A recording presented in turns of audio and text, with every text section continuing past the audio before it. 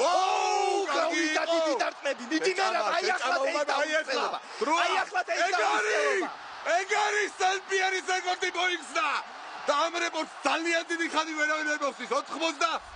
91 ტექდაუნი. წავედით მიწაზე. დაპირებული ჯოჯოხეთი, აი ასეთია. აი ასე, ეს არის რატუალის წილი. ბრავო, უმარს, ბრავო მერაბ, მაგრამ ეს მერაბის სამყაროა. ეს არის მერაბის სამყარო, აქ სხვა ვერ მოიგებს.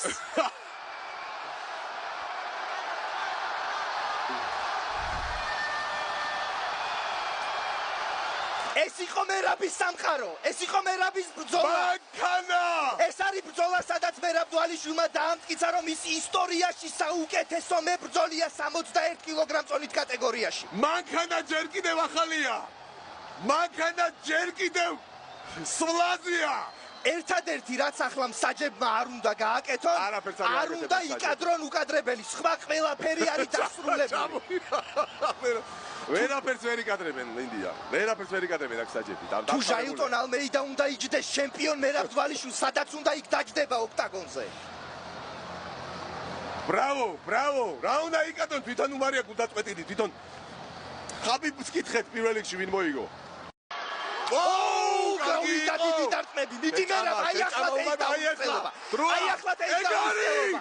ეგ არის სელფიანის რეკორდი მოიხსნა. და ამ რეკორდს ძალიან დიდი ხანი ვერავინ ვერ მოსდის. 91 ტექდაუნი. წავედით მიწაზე. დაპირებული ჯოჯოხეთი, აი ასეთია. აი ასე, ეს არის რატუალის წილი. ბრავო, უმარს, ბრავო მერაბ, მაგრამ ეს მერაბის სამყაროა. ეს არის მერაბის სამყარო, აქ სხვა ვერ მოიგებს.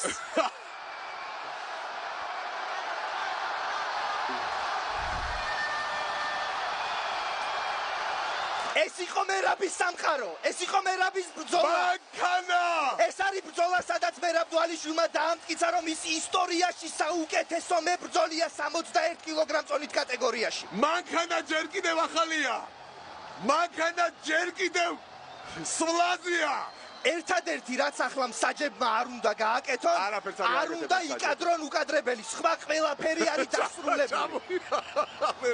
ვერაფერს ვერ იკადრებენ ინდია. ვერაფერს ვერ იკადრებენ აქ საჯები. თუ ჟაილტონ ალმეიდა უნდა იჯდეს ჩემპიონ მერაბ დვალიშვილს, სადაც უნდა იქ დაჯდება ოქტაგონზე.